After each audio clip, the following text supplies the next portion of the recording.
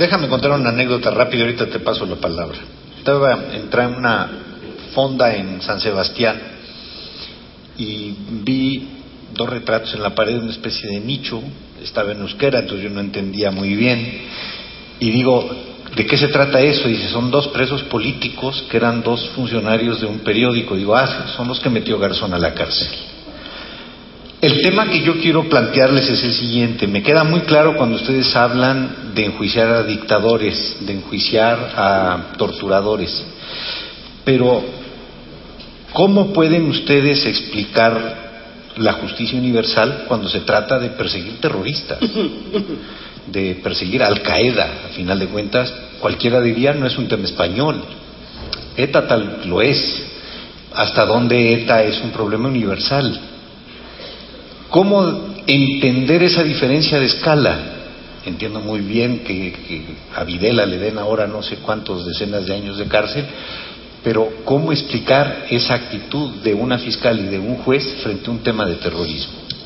Bien. Antes de contestar a tu cuestión, sí me gustaría cerrar un poco el razonamiento que hacía Lola sobre el tema de la jurisdicción universal. Como he dicho antes, nos centramos quizás porque es más llamativo en los casos Argentina, en el caso de Pinochet, también en el caso de Guatemala, también en el caso de El Salvador, también en el caso de China podríamos hablar, en el caso de Israel con Palestina, en el caso del Sáhara español, en el caso de Guantánamo, ya bastante más cerca porque existe un procedimiento judicial en la jurisdicción ordinaria por los crímenes de tortura cometidos en Guantánamo por autoridades norteamericanas presuntamente, y está en España. Lo inicié yo y después de que acontecieron varios avatares, finalmente se mantuvo la jurisdicción. Eran avatares relacionados con Wikileaks. Fíjense las vueltas que da la vida, ¿no? Que al final, yo fuera de la carrera judicial momentáneamente en este hoy, soy el coordinador de la defensa de Julian Assange, que es el fundador de Wikileaks, ¿no? Una de las revelaciones que hacía Wikileaks referente a España era cómo siempre supuestamente autoridades diplomáticas estadounidenses se habían aliado con algunos funcionarios españoles para hacer caer el caso Guantánamo en la jurisdicción española. Afortunadamente, aunque esas tentativas se produjeron, el tribunal, en una resolución histórica y no previsible por la composición ideológica del propio tribunal, que demostró que la ideología no se impuso sobre la independencia, la imparcialidad y la aplicación de la ley, decidió continuar la investigación por esos posibles crímenes relacionados con un español encerrado en Guantánamo durante varios años y 3 personas más que estaban vinculadas a investigaciones de terrorismo internacional, de terrorismo yihadista, y que yo mismo había procesado como posibles o presuntos miembros de Al Qaeda. ¿Qué quiero decir con esto?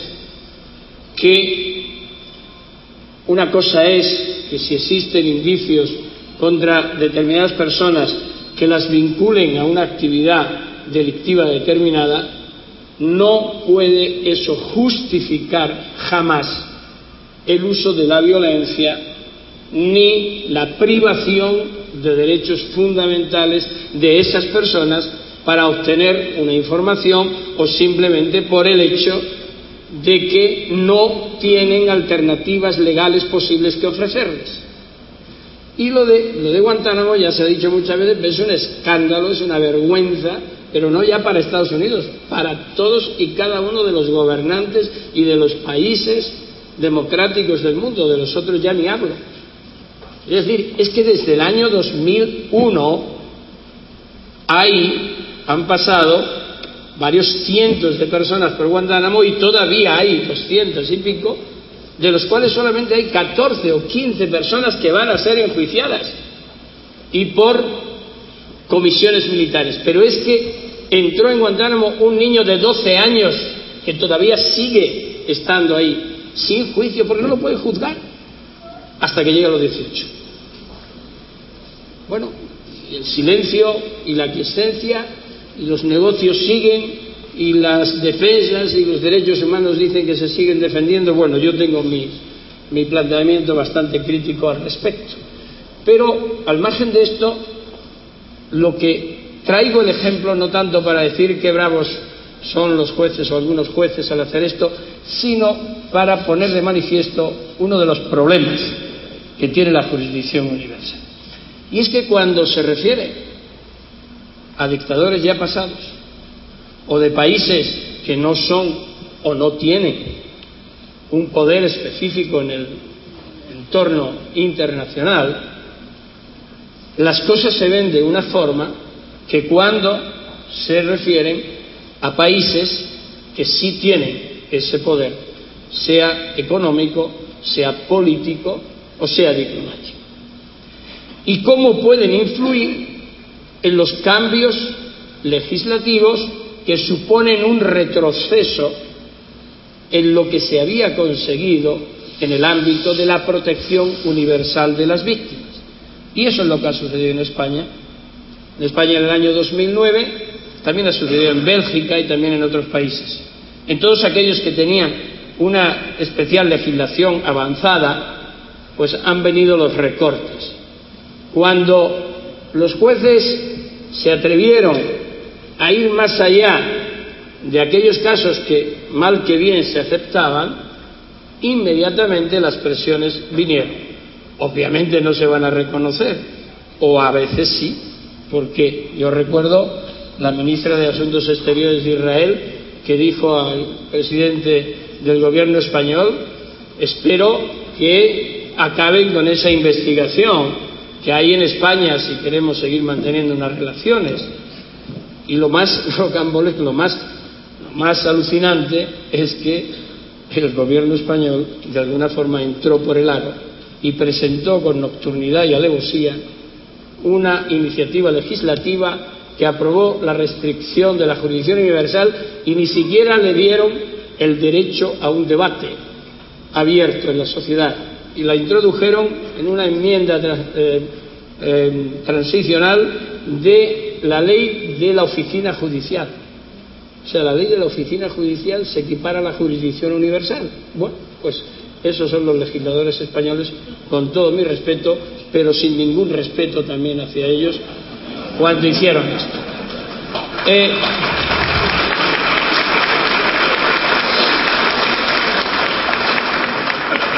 ¿Qué sucede? En España somos muy peculiares los españoles. Miramos hacia afuera y somos los más progresistas y los más avanzados, y cuando nos toca mirarnos el ombligo, acabamos. Ahí se partió y ya es otra historia. ¿Cómo es posible que un país, después de 70 y tantos años, siga todavía con cerca de 200.000 personas enterradas en las cunetas de las carreteras, en los campos de España, y que a nadie se le caiga la cara de vergüenza y encima nos digan que todo está bien y que la transición cerró las heridas? Y un carajo, con perdón.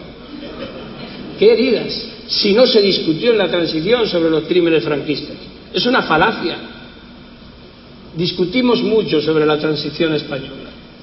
Yo no fui partidario de ese tipo de transición. Era muy joven, es verdad, y corría delante de los policías en la universidad. ¿Qué le vamos a hacer? Eran los tiempos. Pero sigo sin estar de acuerdo en el ámbito de la justicia, porque no se tocaron temas nucleares y vuelven a salir. Las víctimas quieren necesitan tener a los suyos. Se ha producido en infinidad de países, en muchos países. En Argentina, quien está siguiendo los juicios nos impuso ya los nietos, hijos y nietos. En España son los nietos, son los que están viendo, los que promovieron, y no ha habido una respuesta, no ha habido ni siquiera un apoyo explícito, ni siquiera la ley de memoria histórica en España. Es una ley administrativa que solamente otorga posibilidad de eliminar los símbolos franquistas, a no ser que tengan un valor histórico. Y yo os voy a contar una anécdota del valor histórico del escudo con el yugo y las flechas y el aguilucho, que era el preconstitucional. Pues resulta que se plantea ante el Consejo Consultivo de la Comunidad de Valencia, de la Comunidad Valenciana, la eliminación del escudo de varios lugares de la ciudad. Y la respuesta, de mayoría conservadora, por cierto, no quiere decir nada, pero es un hecho, lo que dice es que, a ver, el águila, que ya aparecía en un escudo del siglo XVI o XVII, que el yugo y las flechas no se identifican con el franquismo, sino con unos ancestros históricos españoles. Pero bueno, ¿cómo nos toman el pelo? Pues yo he debido de vivir en otro país cuando nos obligaban a cantar el yugo y las flechas y el este y el cara al sol y los demás allá, y el que no quería, pues desde luego se arriesgaba a bastantes cosas. Es decir, la doble moral que en España existe respecto del franquismo es vergonzosa, y no lo digo aquí porque está en México, lo digo allí también. Y a quien se me ponga delante pues se lo discuto, le respeto su opinión, pero no la comparto. La gente joven no entiende.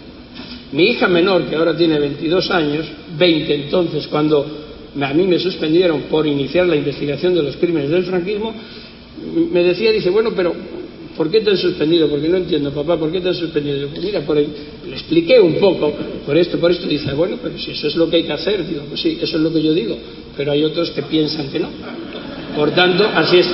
Es decir, a un juez, por interpretar el derecho y por interpretar la ley, se le suspende su ejercicio. Pero eso es lo de menos, pero yo lo volvería a hacer una y 100 veces más, siempre que entienda que el derecho es un instrumento para proteger a las víctimas y interpretado de acuerdo no con la estricta normativa interna, sino en el contexto internacional en el que nos movemos. Es que la Corte Interamericana de Derechos Humanos está llena de resoluciones en la que dice que las leyes de amnistía no se pueden aplicar. La ley sobre la última, condenando a Brasil, sobre la ley de amnistía del 85. Es que el Tribunal Europeo de Derechos Humanos dice lo mismo. Es que el Comité de Derechos Humanos de Naciones Unidas hace 10 días ha dicho que España tiene que derogar la ley de amnistía. Es decir, ¿por qué ocurre esto? Y no es que la amnistía sea mala, porque en determinados contextos también está reconocido que se tiene que acudir para acabar con conflictos que en un momento determinado marcan la senda de la historia de un país. Pero tiene que haber una interpretación restrictiva. Lo que sucedió en España no ha sido ni siquiera la interpretación de la ley de amnistía, porque en mi caso ni siquiera la interpreté. Era sencillamente considerar que eran crímenes permanentes porque las víctimas todavía no han recuperado los cuerpos y porque no ha habido una investigación independiente hasta que se inició la del año 2006 al respecto. Y esos son el núcleo y la esencia del principio de jurisdicción universal. Pero ¿sabéis una cosa? ¿Por qué nadie se plantea la supuesta mala aplicación del principio de jurisdicción universal cuando perseguimos el narcotráfico? El narcotráfico, un señor que cultiva hoja de coca en Colombia, que prepara el clorhidrato correspondiente, que hace la cocaína y que va por alta mar y no se sabe todavía dónde va, y todos los países establecen acuerdos para cuanto antes trincar al barco e intervenir en la cocaína porque es un riesgo para la salud, y es verdad. y se lleva a España o a Colombia o a México, donde fuera, y todos estamos de acuerdo. ¿Por qué ahí el principio de jurisdicción universal se aplica?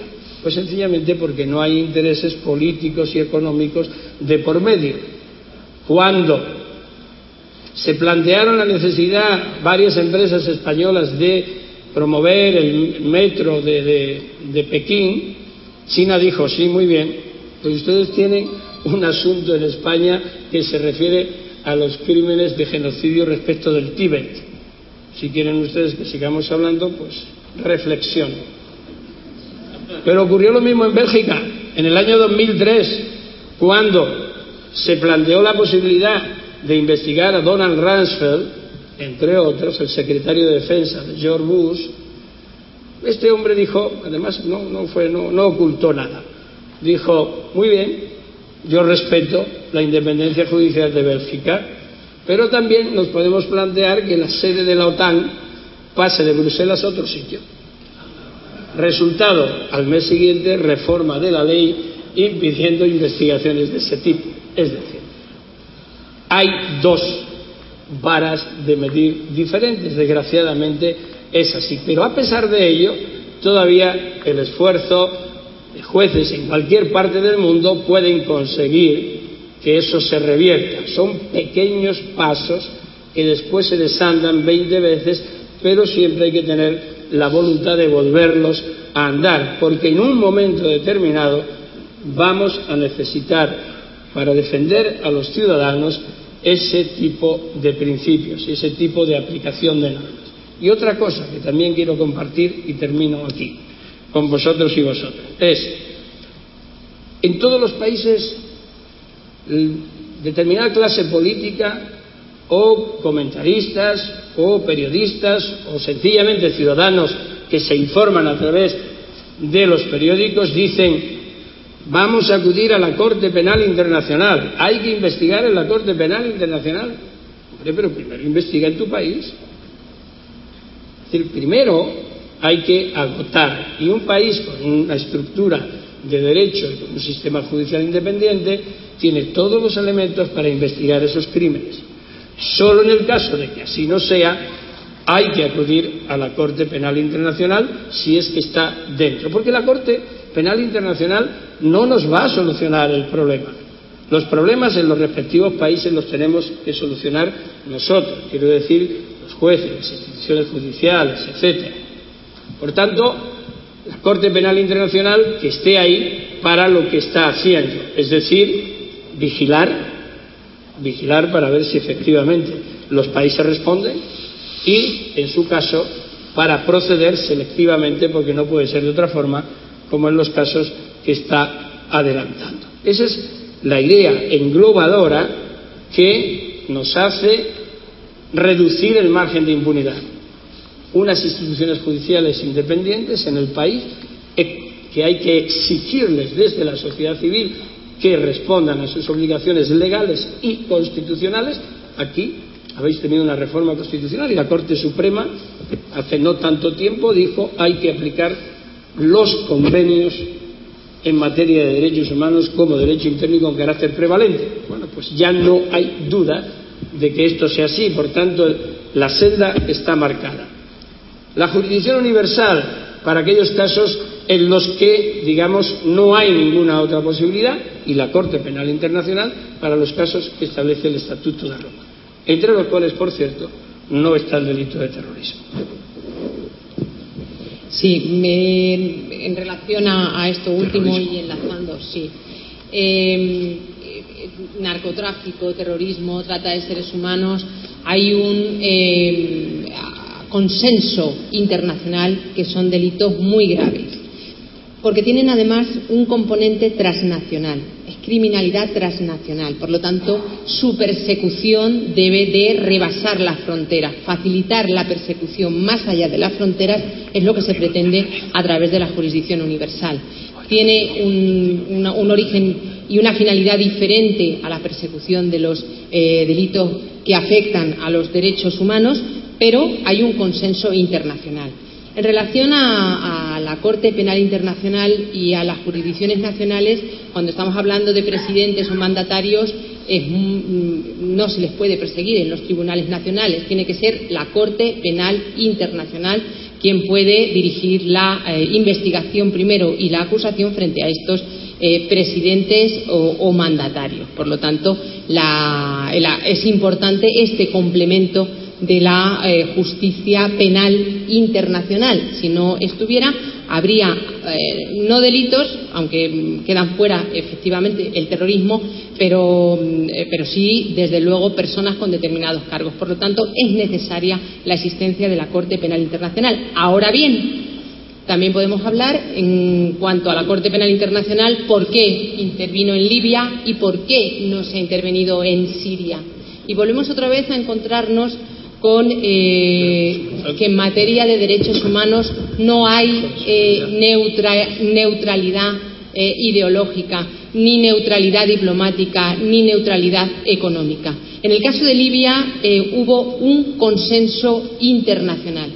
El Consejo General de Naciones Unidas, el Consejo de Seguridad de Naciones Unidas, por unanimidad de sus 15 miembros, acordó en su resolución 1970 que se investigasen los hechos que estaban sucediendo en Libia. En Libia ya se estaban secuestrando, se estaba matando, se estaba torturando, se estaban reprimiendo las acciones que a partir de la primavera árabe se produjeron allá.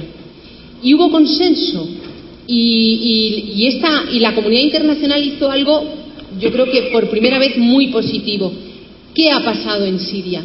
Estamos escuchando todos los días, leyendo noticias, viendo lo que está ocurriendo allí. Llevan más de 30.000 muertos en apenas unos meses de conflicto interno. Estamos dando lugar hasta que Al-Qaeda entre en este conflicto, este terrorismo internacional, y no somos capaces, la comunidad internacional no es capaz de ponerse de acuerdo en una intervención para evitar que sigan produciéndose estos hechos.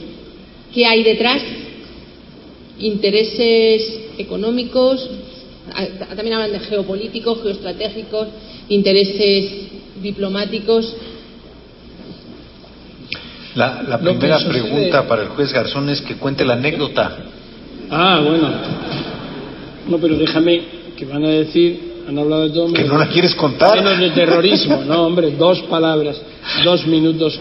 No voy a dar una teórica de terrorismo porque aburriría.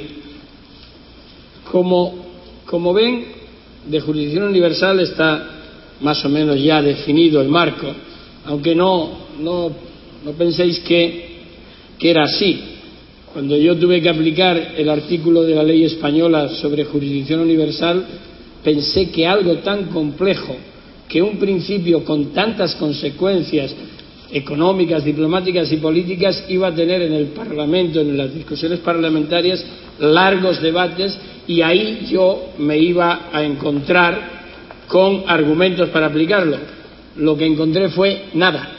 Se aprobó en una sesión sin discusión. Yo creo que es que ni se dieron cuenta de lo que estaban aprobando en el año 85, porque si no, no tiene sentido. Pero fijaos cómo la Corte Penal Internacional, cuando no interviene, o cuando interviene, también se producen fenómenos colaterales que dan lugar a actividades terroristas. Cuando se produce la invasión de Irak, en Irak, evidentemente probablemente no hacía falta porque ya estaba Saddam Hussein para hacer lo que estaba haciendo, pero no existían organizaciones terroristas, salvo las reivindicativas del pueblo kurdo, que lleva años y años y décadas luchando por su independencia. Sin embargo, cuando se produce la invasión y comienza la actividad, se genera una actividad terrorista que dura hasta hoy, que se mantiene hasta hoy, y si seguís algunas noticias veis que la semana pasada 70 muertos en una cadena de bombas en Bagdad, la anterior semana, coincidiendo con la oración de los viernes, otras 50, 60, etcétera, etcétera. Es decir, también la actividad política o estratégica de un país al invadir otro genera unas consecuencias indeseables posteriores.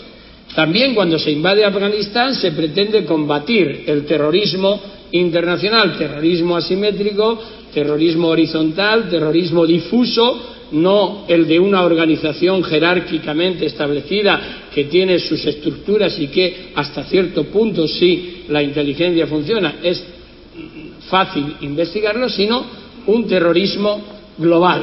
Y sin embargo, hoy día estamos ya planteándonos la salida de Afganistán. Y alguien, por muy poco que siga la actividad o la información internacional, puede decir que ya Afganistán está libre de los problemas generados por el terrorismo yihadista, por Al-Qaeda y por los talibanes. No, exactamente lo contrario. Si ahora los talibanes están más empoderados, además ahora hacen lo que en el 94 no hacían, que es nutrirse y financiarse con el tráfico de heroína y de opio. Es el mayor productor, Afganistán, de heroína, de opio, como la heroína sale del opio. Y sin embargo, hasta 2008 no se plantearon los países que forman parte de la misión en Afganistán incluir el narcotráfico como elemento de investigación y de persecución en Afganistán, porque decían que el narcotráfico no tiene nada que ver. Yo recuerdo y comentaba hoy una anécdota en el año 2000, y cuando cuente esta anécdota cuento la de Caballo también, que también se produce en el año 2000. Pino Arlaki, que era el responsable del Programa Nacional de Naciones Unidas, con sede en Viena, me llamó. Y yo, bueno, fui hasta allí y me expone, me cuenta con unos paneles y con unas gráficas y con unos vídeos cómo en el propio Afganistán y en las repúblicas Tayikistán y otros alrededor había depósitos donde había miles y miles y miles de kilos de heroína que estaban almacenados y dispuestos a continuar el comercio mundial. Entonces, no olvidéis que la heroína afgana y de los alrededores suministra prácticamente el 100% en Estados Unidos y el 100% casi también en Europa, aunque ahí Turquía tiene algo más que ver también. Bueno, entonces yo pregunté, bueno, ¿y si están aquí de mal, por qué no se hace algo? No sé, se destruyen los depósitos. Decían, no, decisión política de los estados de no intervenir. Pero bueno, pero si están ahí. Y entonces me hace una petición inverosímil. Me dice, bueno, te he hecho venir porque vosotros en España tenéis el principio de jurisdicción universal y a lo mejor tú podías iniciar una investigación para dar orden de que se destruyeran los depósitos. Digo, anda. Bueno, pues yo dije, déjame que lo estudie. La verdad es que tardó luego en mandarme la documentación y cuando ya lo estábamos investigando vino el terrible ataque de las Torres Gemelas y demás, y ya no se hizo nada. Tampoco era fácil hacerlo, pero es comprensible para alguien que eso sucediera y que se tardaran luego 7 años en darse cuenta de que el narcotráfico estaba en la base de todos y cada uno de los grupos contendientes en Afganistán. ¿Qué va a suceder? La OTAN se va a separar de allí, se va a ir, y Afganistán seguirá siendo un estado fallido en donde nuevamente habrá guerras tribales y donde los talibanes seguirán matando a 70 personas porque asisten a una fiesta el fin de semana en una casa privada, como ocurrió hace 2 semanas. Sencillamente los degollaron y punto, porque habían asistido todo gente joven a una fiesta a oír música.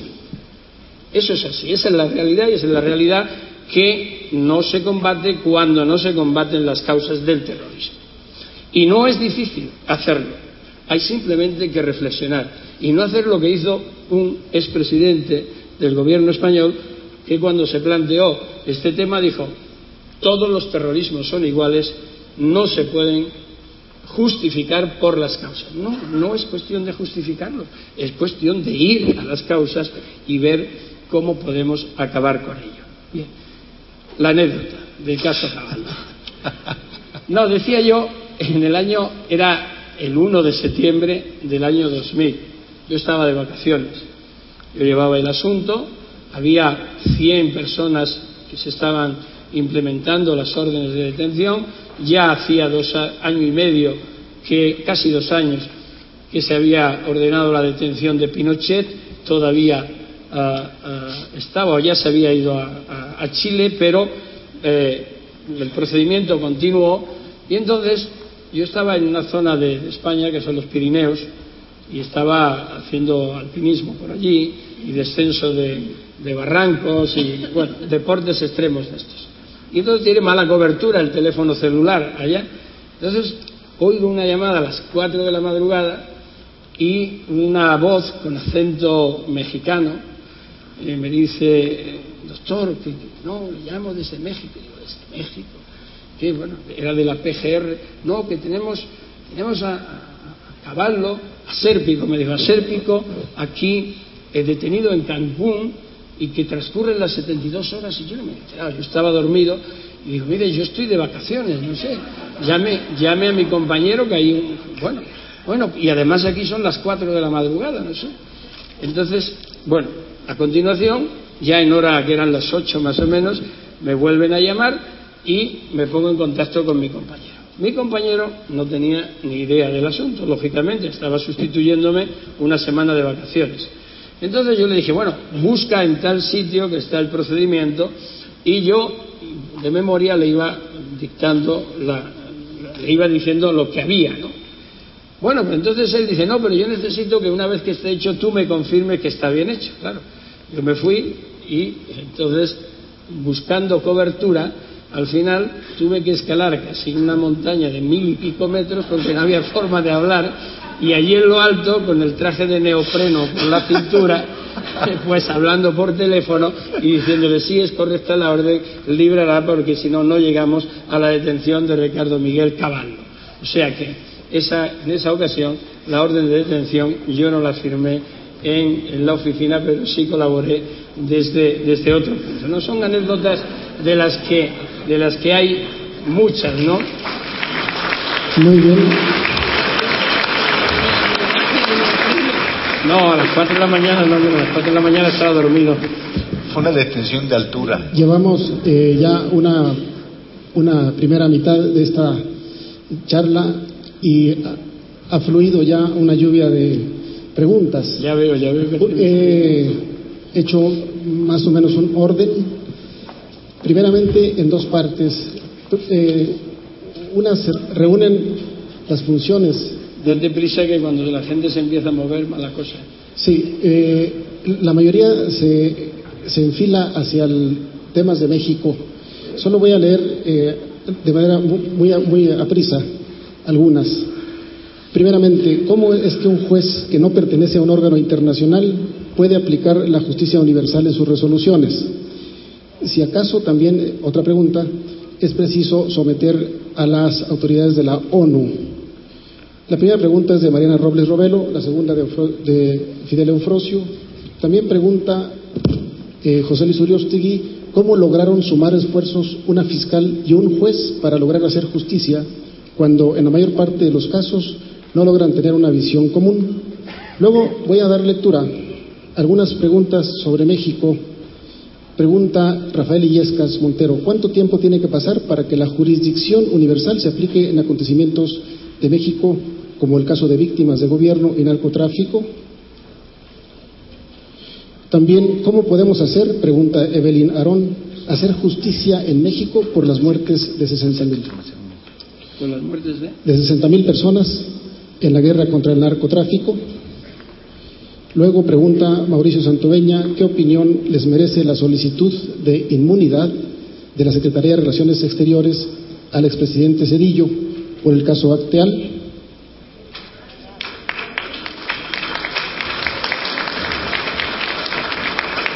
Luego preguntas sobre los braceros. ¿Qué opina sobre el incumplimiento de la resolución del Tribunal de la Haya que determina la reposición de los procedimientos de varios condenados a muerte en Estados Unidos?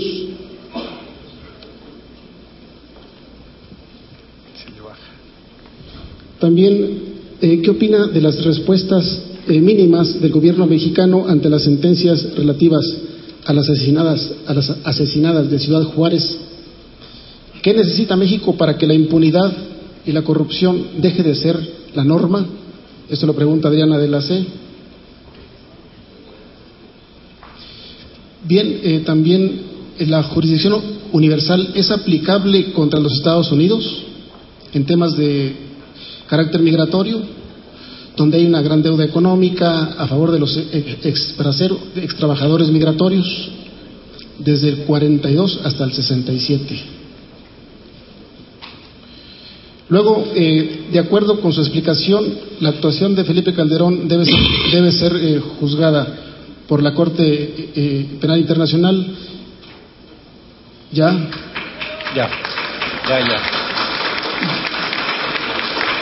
De acuerdo con la demanda interpuesta por miles de mexicanos, esto lo plantea. De acuerdo con la demanda interpuesta por miles de mexicanos. Sí, ya lo comentaste. Finalmente, Lola. Eso reúne la mayoría de las inquietudes que se han planteado acá. ¿Cómo se puede castigar y detener a la transnacional Monsanto por crímenes contra la humanidad, los seres vivos y el planeta? Se debe de referir a lo de Bhopal y el daño ambiental de las grandes transnacionales. Okay. Esas son. ¿Ya?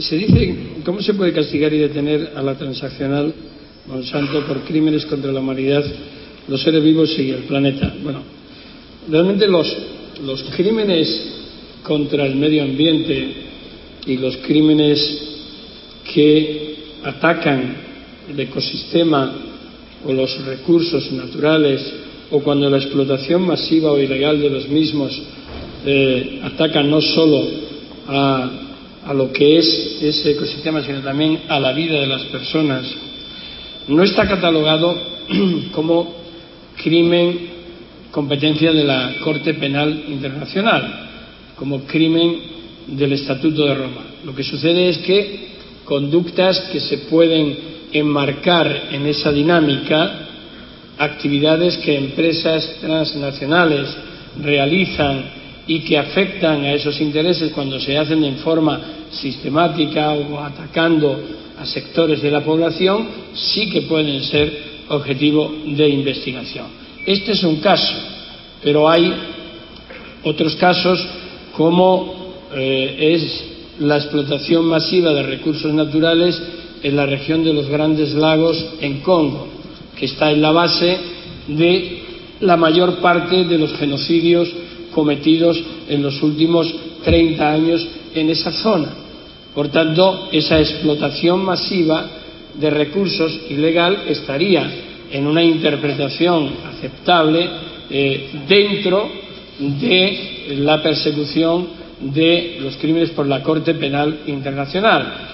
Sin lugar a dudas, si se catalogan como tales, pueden ser objeto de persecución también por otros países, pero también en función de dónde están esas sedes, dónde está la matriz, dónde producen los efectos, a través de quién, dónde tienen cuentas bancarias, dónde se produce el beneficio. Es decir, en cualquiera de esos puntos y ante la autoridad judicial del lugar correspondiente se puede plantear una querella criminal, armándola bien con todos y cada uno de los argumentos para acusar que esa sociedad, que esa corporación está violentando los derechos exigidos en ese país o la normativa internacional que regula ese tipo de explotaciones. Por tanto, ese es el camino. Es conveniente, sería necesario que se evolucionara a otorgar un mayor rango de protección a estos derechos humanos de tercera generación. Por supuesto que sí. Es decir, es fundamental, pero hasta hace muy poco estos mismos derechos humanos de tercera generación ni siquiera estaban formulados. Aún hoy día están en discusión muchos de ellos. Las emisiones, los gases invernadero, los vertidos, etcétera, que han producido hechos tremendos como los de Bhopal, o como en España han sucedido y como en otros países, accidentes de centrales nucleares, etcétera, o como el mismo planteamiento que ha sucedido en Japón. Es decir, hasta dónde crímenes de esta envergadura no pueden ser catalogados como crímenes contra la humanidad. Yo creo que es perfectamente posible esa evolución y, sin lugar a dudas, llegará un momento no muy lejano en que se plantee la necesidad de una corte, quizás no la Corte Penal Internacional, que tiene un estatuto muy definido, del cual, por ejemplo, pues fue excluido el narcotráfico por razones políticas y de oportunidad, porque no se pusieron de acuerdo los países. Estados Unidos planteaba como requisito para entrar que se incluyera el narcotráfico y otros países no quisieron hacerlo. Pero probablemente se podrá constituir un tribunal penal para juzgar este tipo de conductas que son multilaterales, que son multinacionales y que en su más grave expresión podían ser objeto de castigo. Hoy día no, como no sea enlazándola en el aspecto de financiación, aprovechamiento, blanqueo de activos o financiación de esas otras actividades, crímenes de guerra, crímenes contra la humanidad o genocidios. Evidentemente no basta nada más que quizás con ver algunas películas. Recuerdo ahora mismo la de Diamantes de Sangre, por ejemplo, pues que se refiere al tráfico de diamantes entre Liberia y Sierra Leona y que está en el origen la explotación abusiva de esos metales preciosos y el tráfico ilegal en los genocidios que después acontecieron allí, o la explotación ilegal y abusiva del coltan. El coltan es el mineral del cual se hacen los microchips de los teléfonos y de los ordenadores y demás. Es decir, fijaos el valor estratégico que tiene ese mineral, y solamente hay dos países que lo producen en forma masiva y abundante, que es Colombia y Congo. Y ahora pensar un poco qué ocurre en uno, qué ocurre en otro, y si hay un problema gravísimo de actores armados ilegales en Colombia, bandas organizadas que curiosamente están evolucionando del narcotráfico hacia la explotación ilegal minera y de recursos naturales. Es decir, ya hay dentro del AMPA una percepción de que como la presión se está haciendo en forma internacional contra el narcotráfico, busquemos otras fuentes de financiación. Normalmente el crimen organizado, y no es una excepción México, aunque exista el problema de entre 60 y 90.000 personas muertas y 14.000 desaparecidos, no es la finalidad principal la del asesinato. El crimen organizado es obtener el máximo de beneficio, conservar su territorio sin acudir a la violencia y si es necesario acudir a la corrupción de funcionarios para que se haga la vista fácil.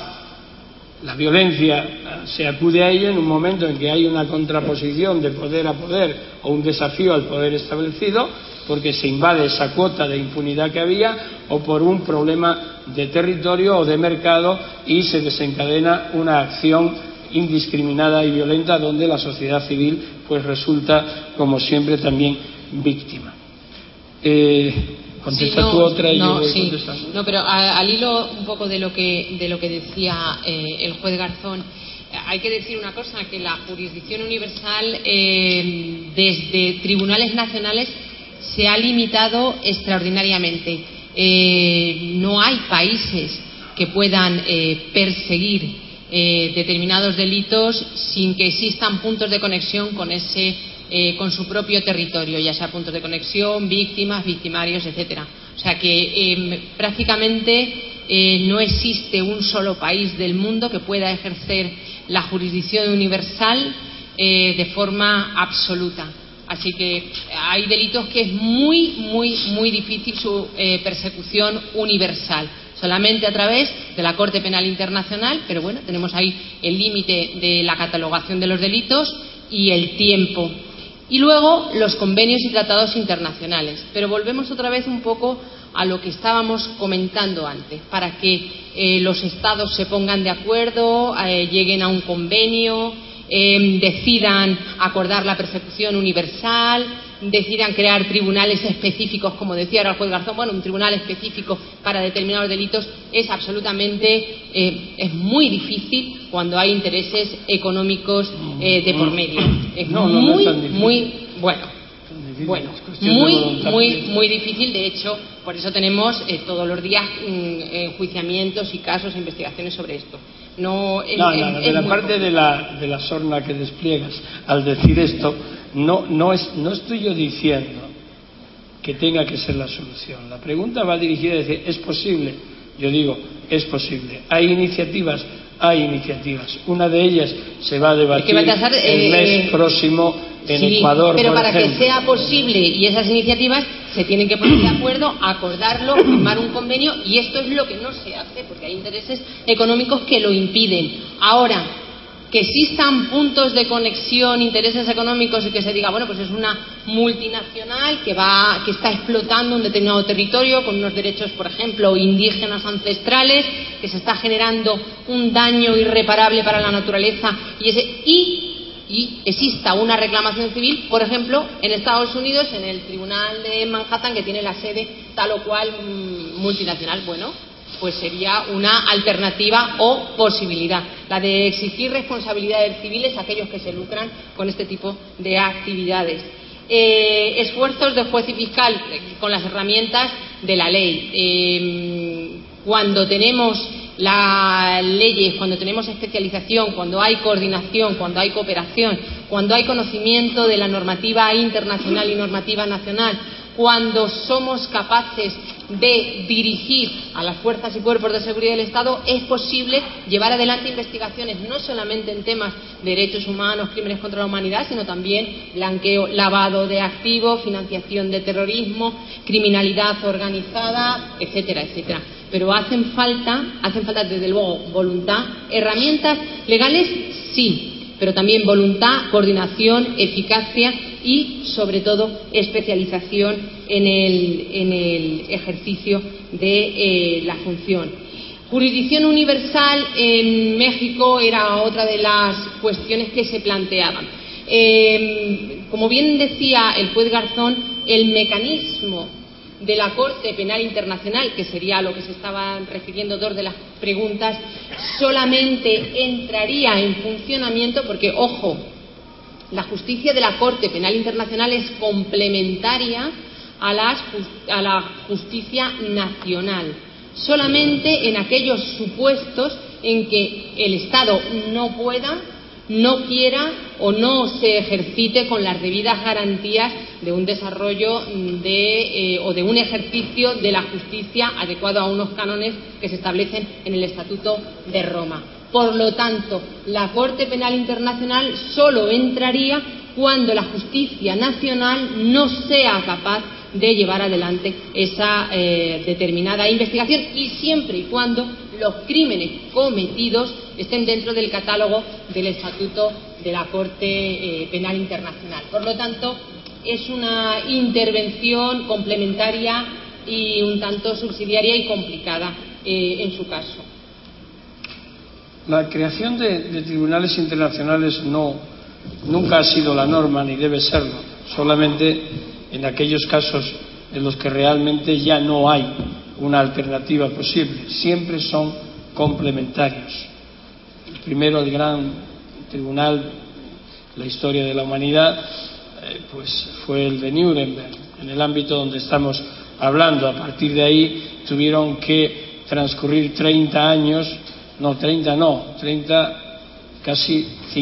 años para que hubiera otro tribunal. Ya en el año 94, cuando se crean, 93 y 94, cuando se crean los tribunales penales internacionales para los crímenes en la ex Yugoslavia y en Ruanda. Los tribunales especiales que se cuentan con los dedos de la mano, el especial de Sierra Leona, el de Camboya, que es un tribunal mixto, y la Corte Penal Internacional y poco más. puede haber que hay alguno más por ahí, pero no proliferan. En la Unión Europea se ha intentado crear una jurisdicción europea para crímenes relacionados con delitos financieros y la corrupción y criminalidad organizada. Como la Constitución Europea pues está en stand-by, es decir, no se aplica, y la Unión Europea está como está, pues no sabemos si se generará esa jurisdicción. Pero, insisto, hay iniciativas ya de bastantes países que se están planteando una iniciativa que aglutine los temas relacionados con el medio ambiente y los ataques a intereses estratégicos relacionados con recursos naturales, etcétera, que afecten a la humanidad. Masacres o fenómenos que puedan ser un gravísimo ataque a la humanidad y, por tanto, conseguirlo. Supongo que esa va a ser una línea, aunque no sea la más posible en este momento. Se decía aquí si era cómo aplicar la justicia sin estar en la Corte Penal o si es posible acudir a la ONU. Precisamente el principio de jurisdicción universal significa eso, es para los casos en los que no se puede acudir a la Corte Penal Internacional. Ya lo ha dicho antes Dolores, no se puede acudir cuando hay un responsable, un jefe de Estado o de la diplomacia o un primer ministro en ejercicio. ¿Por qué? Porque el principio de igualdad entre Estados impide que se pueda desde cualquier país hacer esa investigación. Solo una Corte, un Tribunal Penal Internacional podría hacerlo, pero esa Corte solo intervendría cuando no fuera posible establecer una intervención independiente y solvente dentro del propio país. Y ahí entramos en que en un Estado de Derecho, con un poder judicial independiente, con unos mecanismos de procuración de justicia y con elementos para establecer las posibles responsabilidades de cualquier ciudadano, tienen que quedar no solamente agotados, sino absolutamente claro que ha habido un entorpecimiento o imposibilidad de investigación. Una investigación penal puede acabar en un juicio con una condena o con una absolución, o en una investigación que ni siquiera llega a juicio porque no hay elementos suficientes para continuar. Eso lo estamos viendo todos los días en cualquier país. Por tanto, no es la Corte Penal Internacional una jurisdicción de sustitución. Si no me va bien en mi país, pues entonces acudo a la Corte Penal Internacional. No, ese no es el sentido de la Corte. Es todo lo contrario. Es aquí, tribunales soberanos los que tienen que decir lo que hay y lo que no hay. Otra cosa es que diga, no investigamos, se impide la investigación, se establece una norma que prohíba la investigación. Entonces es otra cosa. O que el fiscal, estudiando los elementos que se le dan en La Haya, diga, no se está haciendo nada, no se está avanzando objetivamente, hay una cuota muy alta de impunidad en este tipo de hechos. Entonces el fiscal lo que hace es cursar a las autoridades, a las instituciones correspondientes, es decir, dígame por qué está pasando esto, qué es lo que sucede, por qué no hay sentencias en este ámbito, por qué no hay juicios, por qué las investigaciones se bloquean sistemáticamente al tercer día. No sé, el universo de posibilidades puede ser muy amplio. Se informa, el fiscal valora, y si en un momento determinado llega a la conclusión de que no hay una investigación efectiva, entonces dice, ábrase la investigación desde aquí. Y luego hay toda una serie de posibilidades para que esa investigación se vuelva a bloquear y se reconduzca al país respectivo. Por tanto, es en los países miembros de la Corte donde hay que resolver las cuestiones judiciales. Y mi afirmación es que en un Estado de Derecho y en un Estado democrático no hay argumento ninguno para decir que los tribunales de ese país no tienen las posibilidades de resolver todas las cuestiones que se sometan a su jurisdicción. Bueno, ya contestó Lola lo de sumar esfuerzos de juez y fiscal. También quizás complementar, en España es que el sistema es diferente, porque la figura del juez de instrucción es un juez investigador.